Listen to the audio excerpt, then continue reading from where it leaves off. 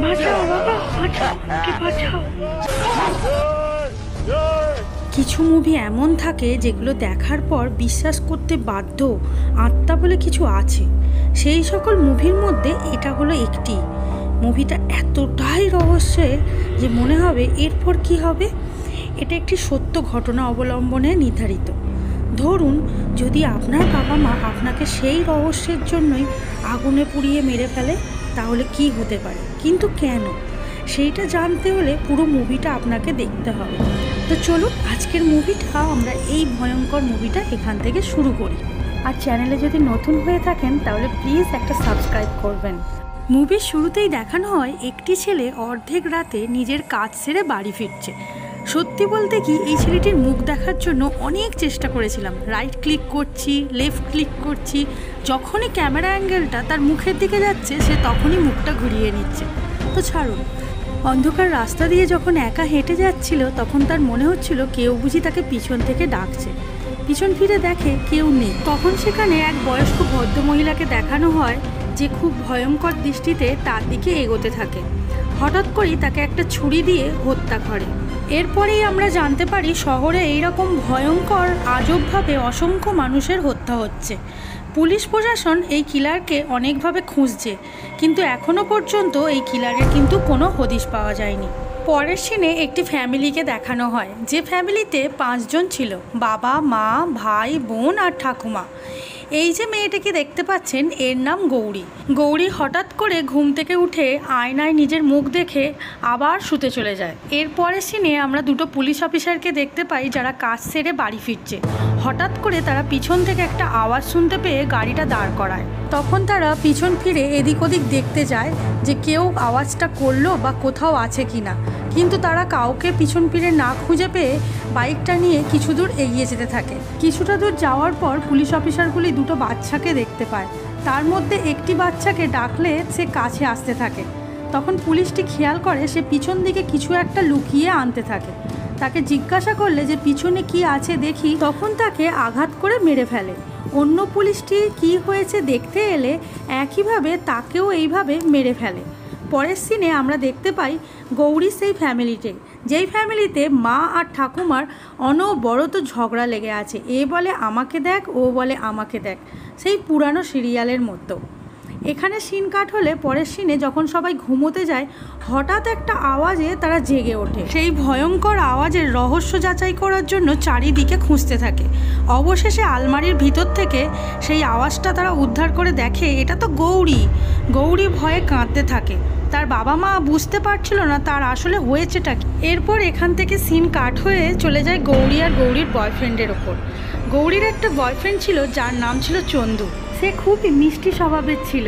এখানে তারা দুজনে জল নিয়ে খেলা করতে থাকে। তার বয়ফ্রেন্ড গৌরীকে জলে নামতে বললে গৌরী হঠাৎ করে দেখে অনেকগুলো হাত তার দিকে এগিয়ে আসছে। এইটা দেখে গৌরী ভীষণ ভয় পায়, চিৎকার করে কাঁদতে থাকে।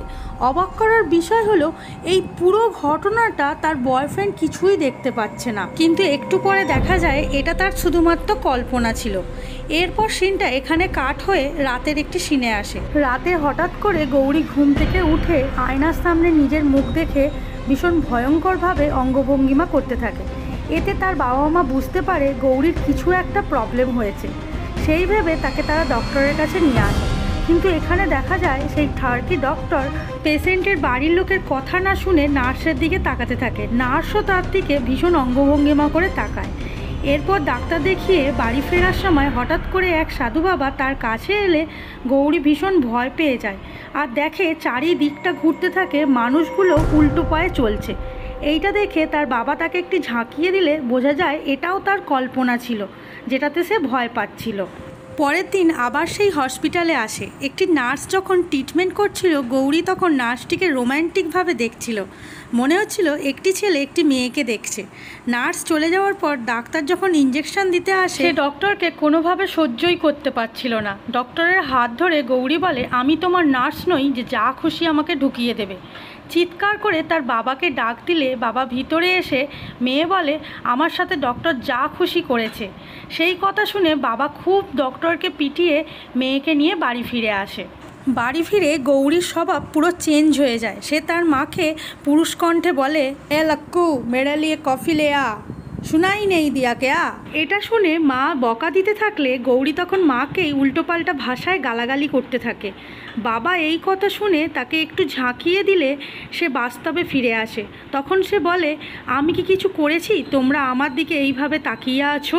মানে গৌরী যে কাজগুলো করছে কিছুক্ষণ পরেই গৌরীর আর মনে থাকে না। এরপরই তার বাবা পুরো ব্যাপারটা বন্ধুকে খুলে বললে বন্ধু বলে, মনে হয় তোর মেয়ের শরীরে একটা ভূত ঢুকেছে। এই শুনে হঠাৎ করে গৌরী সেখানে এসে বলে, আমি তোর ব্যাপারে সব জানি, তুই আমাকে মনে করে প্রতি রাত্রে গিটার বাজাস তাই না? তোর ব্যাপারে আরও কিছু জানি যেগুলো আমি বলে দিতে পারবো। এটি শুনে লোকটি অনেক বেশি ভয় পায়। বন্ধুটি বুঝতে পারছিল না ঘরে বসে গৌরী কিভাবে জানলো। তখন গৌরী বাবার বন্ধুটিকে মারতে গেলে বাবা কোনোভাবে তাকে থামিয়ে দেয়। বাবাও খুব ভয় পেয়ে পরের দিন আবার এক তান্ত্রিকের কাছে তাকে নিয়ে যায়। তান্ত্রিক প্রশ্ন করে, তোমার নাম কি? গৌরী তখন তার নাম বলে। তান্ত্রিক বলে, আমি তোমাকে প্রশ্ন করছি না, তোমার ভিতরে যে আত্মা আছে তাকে বলছি। এখন বলো তোমার নাম কি, আর তুমি কেন এই মেয়ের শরীরে ঢুকেছো? গৌরী চুপ করে থাকে। তখন তান্ত্রিক তাকে মারতে থাকে। সেই দেখে তার বাবা সহ্য করতে না পেরে তান্ত্রিককে যা তা কথা বলে সেখান থেকে মেয়েকে নিয়ে বাড়ি চলে আসে।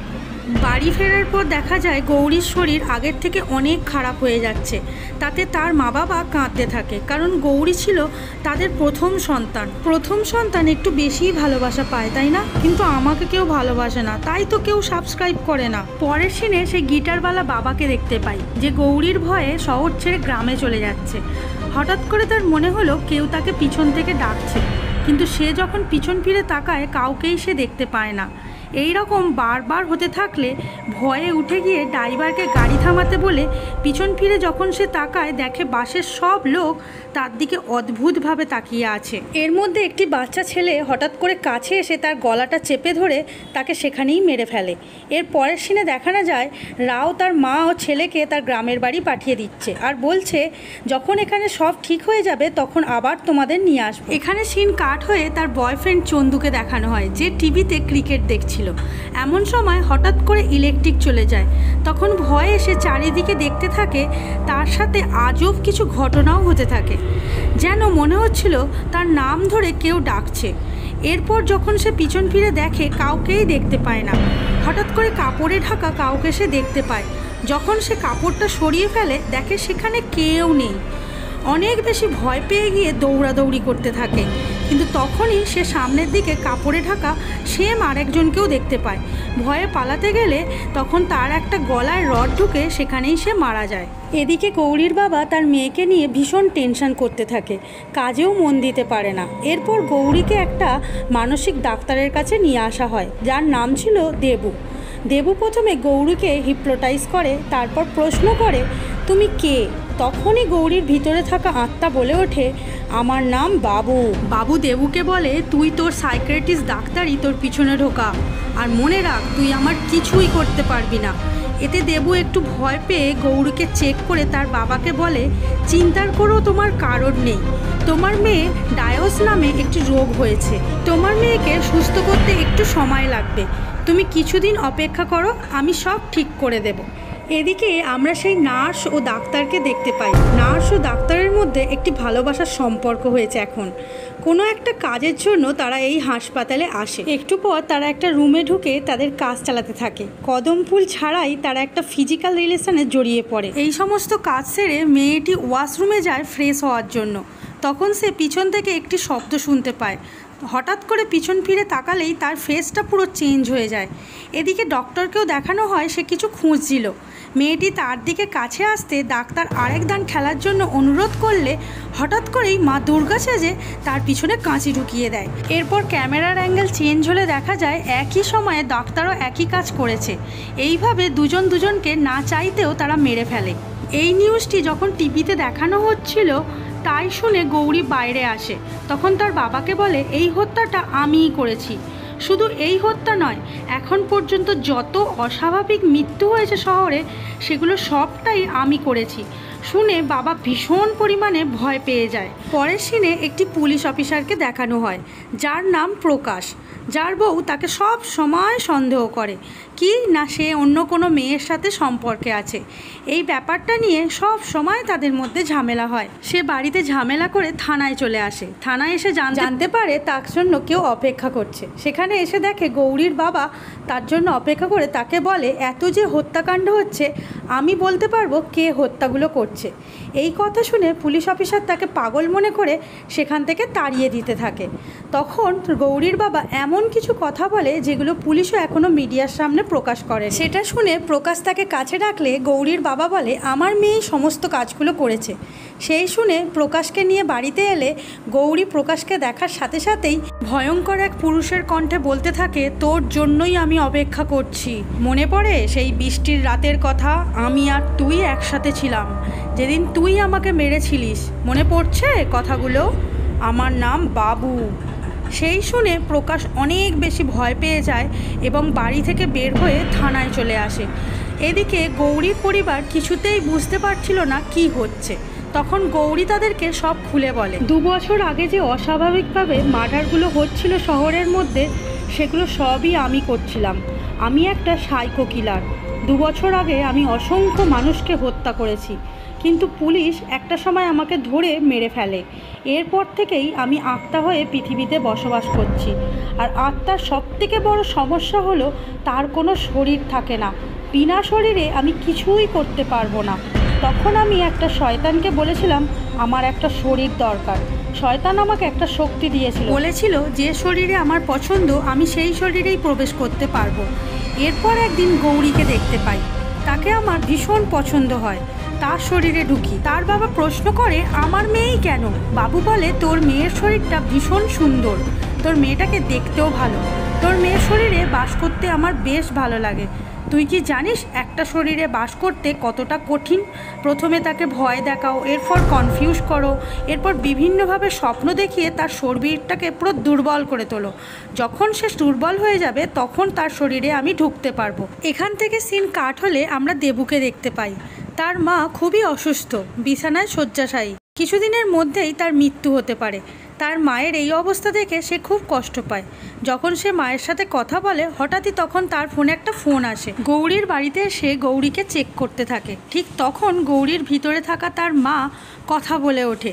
মায়ের গলা নকল করে একটু আগে দেবু তার মায়ের সাথে যা কথা বলেছিল সেই কথাগুলোই সে বলতে থাকে। সেটা শুনে সে ভয়ে সেখান থেকে বেরিয়ে আসে। তখনই হাসপাতাল থেকে ফোন করে তার মায়ের মৃত্যু সংবাদ শোনায়। অন্যদিকে প্রকাশ কমিশনারের কাছে গিয়ে গৌরীর ব্যাপারে সব কিছু খুলে বলে। তাদের কথা শুনে বোঝা যায় সেই দিন রাত্রে বাবুকে যে হত্যা করা হয়েছিল সেখানে এই অফিসারও উপস্থিত ছিল। কিন্তু অফিসার প্রকাশের কথা বিশ্বাস করে না। সে ভাবে প্রকাশের মাথার কোনো সমস্যা হয়েছে, তার একটু বিশ্রামের প্রয়োজন। তাই তাকে বলে, তুমি কিছুদিনের জন্য ছুটি নাও। এই কথা শুনে তাদের মধ্যে একটা মনোমালিন্য তৈরি হয়। প্রকাশ কিছু না বলে সেখান থেকে চলে যায়। তারপর ভয়ে ভয়ে বাড়িতে আসে। প্রকাশের ওয়াইফ তখন তাকে কোনো মেয়ে নিয়ে সন্দেহ করতে থাকে। প্রকাশ তখন তাকে বারবার শান্ত করার জন্য অনেক কিছু বলে, তাও সে কিছু বোঝেই না। গৌরীর সম্বন্ধে সব কিছু খুলে বললে সে বলে, আমি গৌরীর ভিতরে বাবুকে দেখেছি আর একে আমিই মার্ডার করেছি। কিন্তু সেই আগের মতোই তার বউ বিশ্বাস করে না, উল্টে তার সাথে অনেক রাগারাগি গালাগালি করতে থাকে। অবশেষে ভীষণ রেগে গিয়ে তার ওয়াইফকে গলা চেপে ধরে সেখানেই মেরে ফেলে। পরে বোঝা যায় প্রকাশের ভিতরে বাবুর আত্মাটা প্রবেশ করেছে। এরপর নিজের বন্দুক দিয়ে নিজের মাথায় গুলি করে সেখানেই মারা যায়। সিন শিফট হলে আমরা অফিসারকে দেখতে পাই যে দেবুর সাথে দেখা করতে এসেছে। এই সিনটা আমার কিন্তু বেশ ভালো লেগেছে। জলের মধ্যে যখন তারা কথা বলছিল হঠাৎ করে থানা থেকে একটা ফোন আসে। তখন কেউ একজন বলে প্রকাশের ওয়াইফ ও প্রকাশকে একসাথে কেউ একজন হত্যা করেছে। এটা জানার সাথে সাথে দেবু ও কমিশনারকে নিয়ে গৌরীর বাড়িতে নিয়ে আসে। এরপর গৌরী যখন কমিশনারকে দেখতে পায় সে পুরুষ কণ্ঠে গৌরী বলে ওঠে, আমি তোমার পুলিশকে মেরেছি আর শহরের যত মৃত্যু হচ্ছে সবই আমি করেছি। এখন তুমি কি করবে? আর কিছুই করতে পারবে না, কারণ আত্মাকে তুমি কোনোদিনই আর মারতে পারবে না। এগুলো শুনে অফিসার পুরোপুরি হতবাক হয়ে যায়, বুঝতে পারছে না এখন তার কি করা উচিত। এরপর সবাই মিলে সেই তান্ত্রিকের কাছে আসে, যাকে আমরা মুভির শুরুর দিকে দেখেছিলাম। গৌরীর ব্যাপারে সব কিছু খুলে বলে তার থেকে একটু সাহায্য চায়। তান্ত্রিক বলে, এখন অনেক দেরি হয়ে গেছে, এই আত্মাটি গৌরীর ভিতর থেকে কোনোভাবেই বের করা সম্ভব নয়। একটাই পথ আছে, গৌরীকে জীবন্ত জ্বালিয়ে দিতে হবে। ঠিক তখনই তান্ত্রিকের শরীরে একটি ব্যথা অনুভব করে। ও ভীষণভাবে দুমড়ে মুচড়ে ওঠে। একসময় তাকে দেখে মনে হয় তাকে কেউ হত্যা করার চেষ্টা করছে, পুরো শরীরটাই হাওয়ায় ভাসছিল। এটা দেখে সবাই ভয় পেয়ে যায়। ঠিক তখনই তান্ত্রিকের শরীরটা ওপর থেকে মাটিতে পড়ে সে মারা যায়। সিম শিফট হলে এখান থেকে দেখা যায় সবাই গাড়ি করে বাড়ি ফিরছে। দেবু তখন রাওকে বলে, তোমার কাছে একটা রাস্তা আছে, গৌরীকে তুমি এখনই গিয়ে হত্যা করো। এই কথা শুনে রাও পুরোপুরি অবাক হয়ে যায়। প্রথম দিকে সেই কথাটা ইগনোর করলে তারপর সে মনে করে অসংখ্য মানুষের জীবনের পরিবর্তে একটা মানুষের মৃত্যু হবে। এটা ভেবে তারা ঠিক করে তারা তাদের মেয়েকে হত্যা করবে। এই শেষের সিনটা যদি মুভিতে দেখো, নিজেদের চোখের জল ধরে রাখতে পারবে না। বাড়ি ফিরে বাবা মা দুজনেই নিজেদের কষ্ট চেপে রেখে বালতিতে জল খালি করে মা এখানে কেরোসিন তেল ভরতে থাকে। তখন মেয়ে গৌরী বলে, আমরা তিনজনে যদি এইভাবে মেনে নিতে পারি তাহলে কিন্তু অনেক ভালো থাকবো, আর যদি তুমি মেনে না নাও তাহলে আমি সবাইকে এক এক করে হত্যা করব। এই কথা শুনে তার বাবা আরও একটু শক্তি পায়। তখন মা হঠাৎ করে এসে কেরোসিনের বালতিটা তার মাথায় ঢেলে দেয়। এটা বুঝে ওঠার আগেই তার বাবা একটি দেশলাই কাঠি জ্বালিয়ে বাইরে থেকে দরজাটা লক করে দেয়। গৌরী চিৎকার করতে থাকে, তার বাবাকে ডাকতে থাকে সাহায্যের জন্য, বলে, আমাকে বাবা বাঁচাও, আমি তোমার মেয়ে। এই কথা শুনে রাও ভীষণভাবে কান্না করে, বাঁচানোর জন্য অনেক যাওয়ার চেষ্টা করে। তখন দেবু তাকে বলে, তোমার কি মনে নেই, ওটা তোমার মেয়ে না, ওখানে বাবু বলছে। কিন্তু রাও সেই কথা শোনে না, বাবার বাঁচানোর চেষ্টা বারবার চলতে থাকে। দেখতে দেখতে গৌরী কান্না করতে করতে থেমে গিয়ে আগুনে পুড়ে মারা যায়। এখান থেকে সিন চেঞ্জ হলে দেখা যায় ডাক্তার একটা আর্টিকেল লিখছে, যাতে লিখছে দুনিয়ার সমস্ত ডাক্তারই আত্মাকে বিশ্বাস করে না, কিন্তু আজকের ঘটনার পর থেকে আমি বিশ্বাস করি দুনিয়াতেও ভূত নামে, আত্মা নামে অবশ্যই কিছু আছে। এখানেই মুভিটা শেষ হয়ে যায়। যদি ভিডিওটা ভালো লাগে প্লিজ চ্যানেলটাকে একটু লাইক করে সাবস্ক্রাইব করবেন। থ্যাংক ইউ, দেখা হবে নেক্সট